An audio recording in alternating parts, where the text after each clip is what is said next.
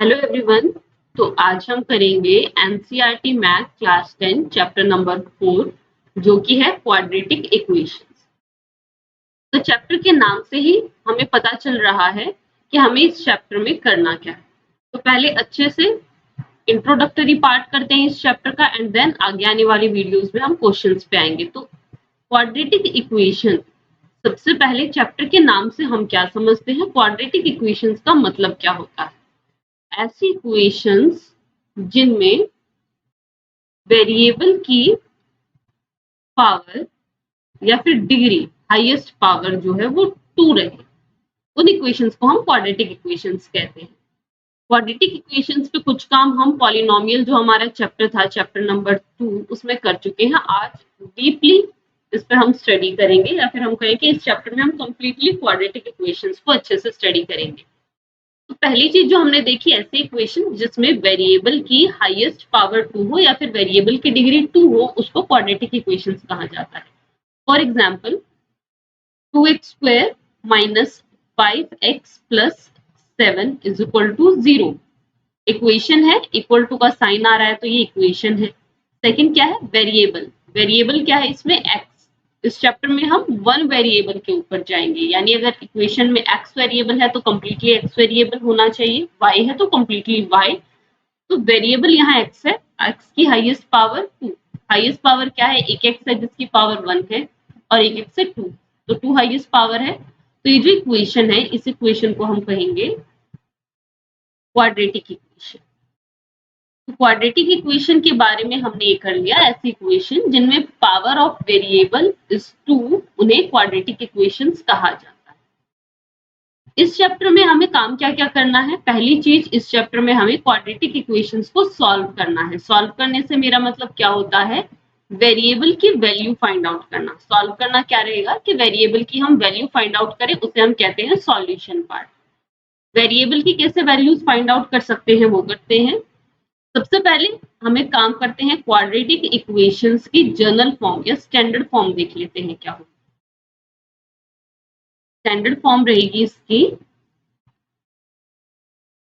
ax square plus bx plus c is equal to 0, जिसमें condition होगी a b c ये तीनों real numbers होने चाहिए और a जो है वो 0 के इक्वल नहीं होना चाहिए। बाकी कुछ भी 0 के इक्वल हो चलेगा, a 0 के इक्वल नहीं होना चाहिए। हम सीधा सीधा देख सकते हैं ऐसा ये क्यों कह रहे हैं। अगर a 0 के इक्वल होगा तो फर्स्ट टर्म जो है वो वैनिश हो जाएगी, 0 इंटू एनीथिंग इज 0 और बच जाएगा bx प्लस सी। और अगर bx प्लस सी बचा है तो इसमें वेरिएबल की हाईएस्ट पावर 1 रही, तो ये क्वाड्रेटिक इक्वेशन नहीं होती। तो क्वाड्रेटिक इक्वेशन की स्टैंडर्ड फॉर्म होती है ax square plus bx plus C, where a must not be equal to 0 and a b c are real numbers। तो चलिए अब हम सॉल्यूशन पार्ट पे आते हैं। किसी भी क्वाड्रेटिक इक्वेशन को सॉल्व करने का मतलब होता है वेरिएबल की वैल्यूज फाइंड आउट करना, या फिर हम कहें कि उस इक्वेशन के रूट्स फाइंड आउट करना। रूट वर्ड जो है वो आपने चैप्टर नंबर 2 में काफी सुना होगा। तो रूट्स फाइंड आउट करना, सॉल्यूशन निकालना, या फिर कहें इक्वेशन के जीरोस फाइंड आउट करना, इन सब का मतलब सेम होता है। और इन सब का मतलब क्या होता है, वैल्यू ऑफ वेरिएबल निकालना। अब वेरिएबल अगर आपका x है तो x की वैल्यू निकालना, उसी को हम कहेंगे रूट्स, x के सॉल्यूशन या फिर इक्वेशन के जीरोस। वेरिएबल अगर आपका z है तो z की वैल्यू को निकालना ही रूट्स होगा, सॉल्यूशन होगा जीरोस होगा। तो वैल्यू ऑफ वेरिएबल को ही 3 नाम दिए गए हैं। आप इनमें से जो भी नाम सुनेंगे समझ जाइएगा कि वैल्यू ऑफ वेरिएबल की बात चल रही है। अब ये काम वैल्यू ऑफ वेरिएबल या फिर रूट्स निकालना, सॉल्यूशन निकालना, जीरोस निकालना किस किस तरीके से हो सकता है। क्वाड्रेटिक इक्वेशन में इसको करने के 2 तरीके आते हैं। एक होता है splitting the middle term. Splitting the middle term ये चैप्टर नंबर 2 में हम कर चुके हैं, फिर एक बार फिर से इसको हम रिवाइज कर लेंगे। और स्प्लिटिंग द मिडल टर्म का ही दूसरा नाम है फैक्टराइजेशन। ये दोनों सेम चीजें हैं। अगर कहीं नजर आए सॉल्व द इक्वेशन या solve the following equation by splitting the middle term method या फिर solve the following equation by factorisation method, दोनों का एक ही तरीका होगा। दूसरा तरीका होता है डिस्क्रिमिनेंट निकाल, डिस्क्रिमिनेंट के थ्रू सॉल्यूशन करना। ये दोनों हम अभी करने वाले हैं। तो सबसे पहले फर्स्ट जो है मेरा स्प्लिटिंग द मिडिल टर्म या फिर फैक्टराइजेशन कहें उस मेथड पे आते हैं। उसके लिए मैं एक एग्जांपल ले लेती हूँ। स्प्लिटिंग द मिडिल टर्म या फिर फैक्टराइजेशन मेथड।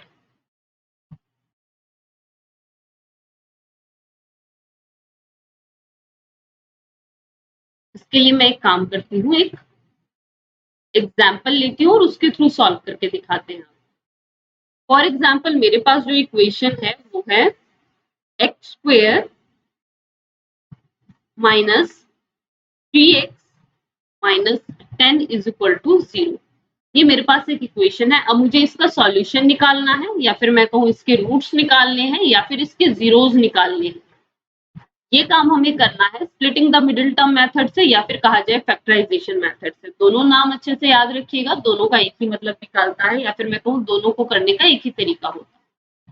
ऐसे केस में जब आपको इस तरीके से इक्वेशन नजर आती है, इसमें हम क्या करेंगे, फर्स्ट ऑफ ऑल जो फर्स्ट टर्म यानी स्क्वायर एक्स स्क्वायर या वेरिएबल के स्क्वायर वाली टर्म है उसका कोफिशिएंट और लास्ट टर्म का जो है उसको मल्टीप्लाई कर देंगे। मैं एक बार स्टैंडर्ड फॉर्म लिख देती हूँ ताकि इजी रहे। Plus C is equal to 0, जहां पे ए जो है कंपेयर करो एक्स स्क्वायर के साथ, क्या है इक्वेशन में, कुछ नहीं है मतलब 1 है। बी की वैल्यू क्या है एक्स के साथ -3, साइन का अच्छे से ध्यान रखिएगा। और सी जो हो जाएगा विदाउट वेरिएबल टर्म जो कि है -10। अब ए को सी से मल्टीप्लाई किया जाए या फिर मैं कहूँ विदाउट वेरिएबल टर्म को वेरिएबल के स्क्वायर वाली टर्म से मल्टीप्लाई किया जाए। ए मल्टीप्लाई सी क्या हो जाएगा, 1 multiply -10 which is equal to -10। 1 into -10 -10 होगा। और बीच वाली टर्म यानी मिडिल टर्म क्या है, -3। अब मुझे दो नंबर निकालने होंगे, दो ऐसे नंबर फाइंड आउट करने होंगे जिनको मल्टीप्लाई करें तो -10 बने, मल्टीप्लीकेशन से ये मिले, और प्लस या माइनस करूं, एडिशन या सब्ट्रैक्शन करूं तो -3 मिले। ए मल्टीप्लाई सी से -10 निकला, बी जो है -3 था। अब ऐसे दो नंबर बताओ जिनको मल्टीप्लाई करके -10 आए, प्लस या माइनस करके -3 आए। साइन को भूल जाओ, नॉर्मली 10 और 3 निकाल के देखो। तो ऐसे नंबर दो मेरे दिमाग में आ रहे हैं, 5 एंड 2। देखो 5 इंटू 2 10 होता है, 5 में से 2 गया 3 हो जाएगा। अब साइन पे बात आते हैं, -3 चाहिए। मुझे पता है जब दो चीजें प्लस या माइनस में हो तो साइन बड़े टर्म का आता है, 3 माइनस का है तो 5 माइनस का होगा। -5 प्लस 2 -3 हो जाएगा, -5 मल्टीप्लाई 2 -10 हो जाएगा। तो मैंने दो ऐसे नंबर निकाल लिए जो गिवन कंडीशन को सेटिस्फाई कर रहे थे, यानी मल्टीप्लाई करने पे a इंटू सी, प्लस या माइनस करने पे b आ रहा है। अब इक्वेशन पे चलते हैं, सॉल्व करेंगे। First term as it is, last term as it is, splitting the middle term या फिर मैं कहूँ फैक्टराइजेशन मेथड। मिडिल टर्म को स्प्लिट करना है, यानी मिडिल टर्म क्या है, -3। -3 को हम स्प्लिट कर देंगे दो नंबर में। कौन से दो नंबर में, -5 और 2 में। तो चलिए -5 और 2 में करते हैं। -3 की जगह अब लिखा जाएगा -5 प्लस 2, और 3 के साथ x था तो दोनों के साथ x लग जाए। -3 को मैंने क्या किया, जो दो नंबर निकाले थे उसकी फॉर्म में लिख दिया। -3 की जगह -5 प्लस 2, 3 के साथ x था तो इन दोनों के साथ भी x आ जाएगा। इक्वल टू में 0 चलते रहने दो। फर्स्ट टू टर्म से क्या कॉमन आ रहा है, x square -5x, x common आ रहा है दोनों से, x लिख दिया। एक्स स्क्वायर में से अगर x कॉमन निकालेंगे x बच जाएगा, -5x में से अगर x को बाहर निकालेंगे तो -5 बच जाएगा। अब 2x - 10 दोनों में से क्या कॉमन आ रहा है, 2, और वो भी प्लस का। 2x में से 2 निकाल दिया, x बच गया। -10 में से 2 निकाला, यानी 10 में से 2 कॉमन निकाल लिया तो क्या बच जाएगा, 5। 2 5 जा 10 होता है। तो यहाँ पे आ गया x माइनस 5 एक ब्रैकेट में, दूसरे ब्रैकेट में भी x माइनस 5 इक्वल टू में जो 0 चलता आ रहा है चलते आने दो। जब दोनों ब्रैकेट में सेम टर्म आ जाए, सेम से मतलब है बिल्कुल सेम, टर्म सेम हो, उनके साइन सेम हो, एग्जैक्ट सेम आ जाए, इट मीन्स हम अब तक बिल्कुल सही चल रहे हैं। अब एक काम करेंगे, x माइनस 5 को ही कॉमन निकाल लेंगे, या फिर मैं कहूँ एक ब्रैकेट में जो चीज इक्वल आ रही थी उसको रखेंगे और दूसरे ब्रैकेट में x माइनस 5 के बाहर जो भी था दोनों टर्म्स में उसको लिख लेंगे। तो x माइनस 5 के आगे क्या है इधर x, तो यहाँ आएगा x, x माइनस 5 के आगे क्या है 2, प्लस का 2, तो यहाँ आएगा प्लस 2, यानी एक ब्रैकेट में तो इसको लिख लिया x माइनस 5 और दूसरे में जो बच गया वो इक्वल टू 0। अब देखो दो चीजों की मल्टीप्लीकेशन 0 है, x minus 5 multiply x minus 2। जब दो चीजों की मल्टीप्लीकेशन 0 होती है तो इट मीन्स उनमें से दोनों टर्म्स में से कोई भी एक 0 के इक्वल रहा होगा। तो हम एक काम करते हैं, हमें नहीं पता दोनों में से कौन सा 0 के इक्वल था, दोनों को अलग अलग 0 के इक्वल पुट करके देख लेंगे। तो x माइनस 5 को एक बार 0 के इक्वल पुट किया जाए और एक बार x प्लस 2 को 0 के इक्वल पुट करते हैं। माइनस 5 है दूसरी तरफ जाके प्लस का हो जाएगा, प्लस का 2 है दूसरी तरफ जाके माइनस का 2 हो जाएगा। तो x की वैल्यू मेरे पास आ गई 5 माइनस 2। क्या करेंगे, दो ब्रैकेट्स बन गई थी, दोनों को अलग अलग इक्वल के 0 के इक्वल पुट किया, x की वैल्यू निकाल ली। तो ये जो वैल्यू आई है x की, इसको मैं कहूंगी इक्वेशन के रूट्स आए हैं, या फिर इक्वेशन के सॉल्यूशंस हैं, या फिर इक्वेशन के जीरोस। ये सभी टर्म से ही चलेंगे इसमें। तो x की वैल्यू आ गई 5 माइनस 2, और ये जो मेथड था इस मेथड को कहेंगे हम फैक्टराइजेशन या फिर स्प्लिटिंग द मिडल टर्म। ठीक है, तो चलिए ये था मेरा first way to solve any equation, किसी भी इक्वेशन को सॉल्व करने का पहला तरीका। दूसरा तरीका क्या हो सकता है, दो तरीके किए थे ना अभी हमने बताया था कि दो तरीके होते हैं, दूसरा होता है डिस्क्रिमिनेंट मेथड। चलिए इसी इक्वेशन पे हम डिस्क्रिमिनेंट मेथड को भी समझ लेते हैं। तो डिस्क्रिमिनेंट मेथड में ये जो वर्ड है डिस्क्रिमिनेंट, ये कहां से आया है, इसका मतलब क्या है, सबसे पहले वो देखते हैं। तो डिस्क्रिमिनेंट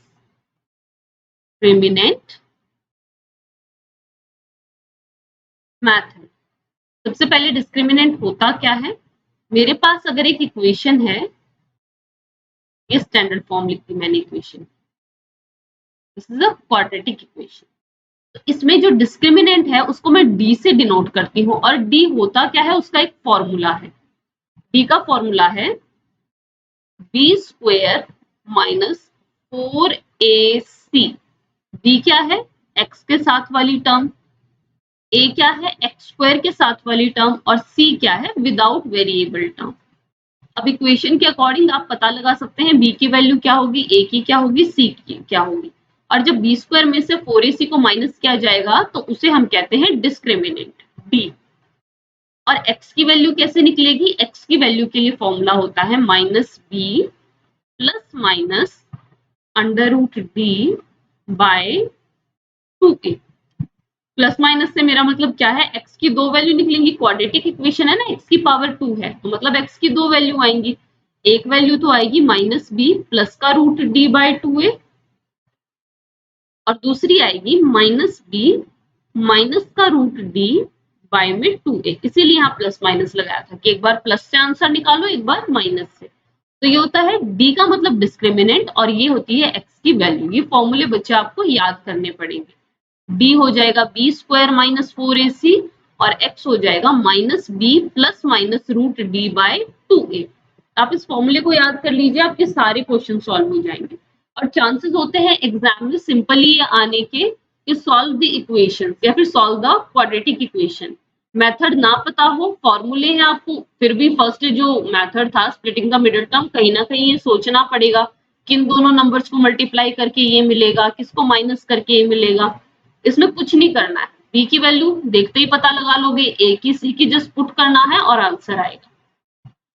अब इसको भी हम सॉल्व करके दिखाते हैं, सेम इक्वेशन को डिस्क्रिमिनेंट मेथड से, यानी डी वाले मेथड से।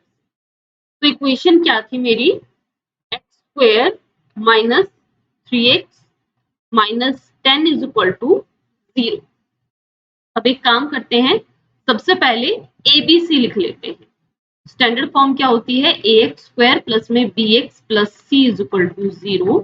तो a की वैल्यू क्या आ गई मेरे पास, एक्स स्क्वायर के साथ जो होता है कॉफिशिएंट जो होता है वो a होता है। यहाँ पे एक्स स्क्वायर के साथ कुछ नहीं है, मतलब कॉफिशिएंट 1। b x का कॉफिशिएंट जो कि है -3, साइन का ध्यान रखिएगा। c विदाउट वेरिएबल वाली टर्म जो कि है -10। एबीसी आ गया, तो चलो डिस्क्रिमिनेंट भी निकाल लेते हैं जो कि होता है बी स्क्वायर -4 ए सी।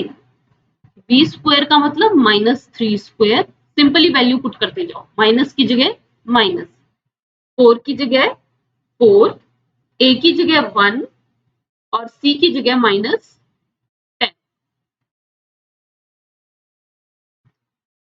3 का स्क्वायर 9, माइनस जो है स्क्वायर में प्लस का हो जाता है, माइनस माइनस प्लस हो जाता है, minus and minus plus 4 into 10 40, ये माइनस और ये माइनस मल्टीप्लाई में है तो प्लस हो जाएगा, और ये हो जाएगा 40 प्लस 9 49। बी की वैल्यू आ गई। अब एक्स की वैल्यू के लिए क्या फॉर्मूला था, -b plus minus root D by 2a। तो मैं एक काम करती हूँ, एक बार प्लस का निकाल के देख लेती हूँ, एक बार माइनस का साइन रख के देख लेती हूँ। तो एक्स की फर्स्ट वैल्यू हम निकालते हैं, -b, b की वैल्यू देखो ऊपर क्या थी, -3। ये देखिए b की वैल्यू क्या है, -3। तो माइनस फॉर्मूले से आया, b की जगह -3। याद रखना ये माइनस b के साथ नहीं, ये फॉर्मूले में है, b की वैल्यू हम ऊपर से लेंगे, प्लस रूट डी यानी अंडर रूट डी की वैल्यू है 49 बाय 2 और a की वैल्यू है 10, सॉरी 1। प्लस से आ गया, एक इधर माइनस से भी करते चलो, -3 माइनस 49 बाय 2 मल्टीप्लाई 1। यहाँ प्लस माइनस है ना दोनों, तो एक बार प्लस से निकाल लेंगे, एक बार माइनस से निकाल लेंगे। चलिए अब सॉल्व करते हैं इसको। माइनस माइनस 3, माइनस माइनस क्या हो जाता है प्लस, यानी प्लस का 3 प्लस में रूट 49, 49 किसका स्क्वायर होता है, 7 का स्क्वायर, 7 स्क्वायर 49 होता है ना, तो 49 का रूट वापस क्या हो जाएगा 7 बाय 2 इंटू 1 2। इधर भी माइनस माइनस प्लस, माइनस में रूट 49 यानी कि 7 by 2, 3 plus 7 10 by 2 and 3 minus 7 -4 by 2। Cancel करते हैं, 2 1 2, 2 5 10 और इधर 2 1 2, 2 2 4। तो वैल्यूज आ गई हमारे पास 5 एंड -2। ये देखिए इसमें कुछ नहीं सोचना पड़ा, बस फॉर्मूले याद किए और वैल्यूज को पुट करते गए और हमारा आंसर आता गया। तो डिस्क्रिमिनेंट वाला मेथड बहुत इजी होता है क्योंकि इसमें सिर्फ फॉर्मूले लर्न करने, और वो भी 2 फॉर्मूले हैं, कोई बड़े नहीं है। सिंपली उनको याद करो, डी की value B square -4ac, x की value -b plus minus root D by 2a, और सिंपली पुट करते जाए। तो ये था डिस्क्रिमिनेंट वाला मेथड। अब उसके बाद एक अलग से जो टॉपिक आता है वो आता है नेचर ऑफ रूट्स का। रूट्स की वैल्यू सॉरी रूट्स का मतलब आपको पता ही है, वैल्यू ऑफ वेरिएबल को रूट्स कहा जाता है। तो नेचर ऑफ रूट्स, रूट्स का क्या नेचर होता, मेरे पास कोई भी एक क्वाड्रेटिक इक्वेशन है, क्वाड्रेटिक इक्वेशन मेरे पास अगर है तो उसके 2 रूट्स आएंगे, क्वाड्रेटिक है तो पावर 2 होगी, 2 रूट्स आएंगे, वेरिएबल की 2 वैल्यूज आएंगी। अब वो दोनों कैसी हो सकती हैं, वो कैसे पता लगाया जाए विदाउट सॉल्विंग देम, तो उसके मेरे पास 3 केसेस होंगे। फर्स्ट केस जो होगा कि रूट्स जो हैं इक्वल हो सकते हैं। देखो अगर आपके पास 2 चीजें हैं तो आप क्या कह सकते हो, या तो ये बराबर है या फिर ये बराबर नहीं है, लेकिन तीसरा केस कौन सा होगा वो भी बताते हैं। रूट्स इक्वल हो सकते हैं, रूट्स इक्वल कब होंगे, जब d जो है वो 0 के बराबर हो जाएगा। d का मतलब क्या, डिस्क्रिमिनेंट क्या बताया था, b स्क्वायर -4ac, और x की वैल्यू क्या होती है, -b plus minus root D by 2a। अगर d 0 हो गया यानी डी की वैल्यू यहाँ पे 0 आ गई तो प्लस माइनस का कोई मतलब ही नहीं बचेगा। किसी भी चीज में कुछ प्लस कर लो 0 या माइनस कर लो 0, उस चीज पे कोई फर्क नहीं पड़ेगा। तो ये वाली चीज प्लस माइनस वाली तो खत्म हो जाएगी, और प्लस माइनस ही थे, एक बार प्लस करके रूट आता था, एक बार माइनस करके। तो यहां से हमारे पास इक्वल रूट आएंगे। अगर डी 0 है तो रूट्स इक्वल आएंगे। डी का मतलब बी स्क्वायर माइनस 4ac। दूसरा, रियल डिस्टिंक्ट रूट्स। डिस्टिंक्ट का मतलब होता है अलग अलग, डिफरेंट। रियल होंगे लेकिन डिफरेंट होंगे, यानी कि डी की वैल्यू जब ग्रेटर देन 0 होगी। ग्रेटर देन 0 का मतलब पॉजिटिव, 0 से बड़े क्या होते हैं, पॉजिटिव नंबर। अगर डी की वैल्यू यानी B square minus 4ac greater than 0 होगा तो जो रूट्स होंगे वो कैसे होंगे, real and distinct. Different different roots आएंगे, यानी दो रूट होंगे तो दोनों अलग अलग होंगे। एक 1 है तो हो सकता है दूसरा 2 हो या 3 हो, लेकिन अलग अलग। तीसरा केस क्या होगा, एक तो होंगे इक्वल, एक है जो इक्वल नहीं है। तीसरा क्या बच गया, इमेजिनरी रूट्स, या फिर मैं कहूं नॉट रियल, जो रियल नहीं होंगे, इमेजिनरी। और ये कब आएगा, जब d लेस देन 0 होगा। और लेस देन 0, 0 से कम क्या होते हैं, नेगेटिव नंबर्स होते हैं। जब d 0 से कम होगा यानी d जो है नेगेटिव आ जाएगा। d यानी कि B square minus 4ac is less than 0। x की वैल्यू क्या हो जाएगी, minus B plus minus root D. और रूट के अंदर नेगेटिव आना इमेजिनरी होता है, रियल नहीं होता। रूट के अंदर हमेशा क्या होता है, पॉजिटिव नंबर होता है, नेगेटिव नहीं होता। अगर नेगेटिव नंबर रूट के अंदर है तो मैं उसको कहूंगी कि ये इमेजिनरी है या फिर रियल नहीं। तो 3 कैटेगरीज कर ली नेचर ऑफ रूट की। अगर कोई आपसे कहे कि एक इक्वेशन है इसमें नेचर ऑफ रूट्स कैसा होगा, तो आप डी से पता लगा सकते हो। अगर डी यानी बी स्क्वायर माइनस 4ac 0 है तो रूट्स इक्वल होंगे। पॉजिटिव है यानी 0 से बड़ा है तो रियल लेकिन डिफरेंट होंगे। और अगर 0 से कम है या फिर नेगेटिव है तो रूट्स इमेजिनरी होंगे, डिस्टिंक्ट होंगे। तो ये था क्वाड्रेटिक इक्वेशन जो चैप्टर है उसका इंट्रोडक्टरी पार्ट। क्वेश्चन जो है वो हम आगे की वीडियोस में करेंगे। तो आज की वीडियो के लिए इतना ही। होपफुली आपको अच्छे से इस चैप्टर का इंट्रोडक्शन समझ आ गया होगा। आज की वीडियो के लिए इतना ही, बाकी हम नेक्स्ट वीडियो में डिस्कस करेंगे। Thank you.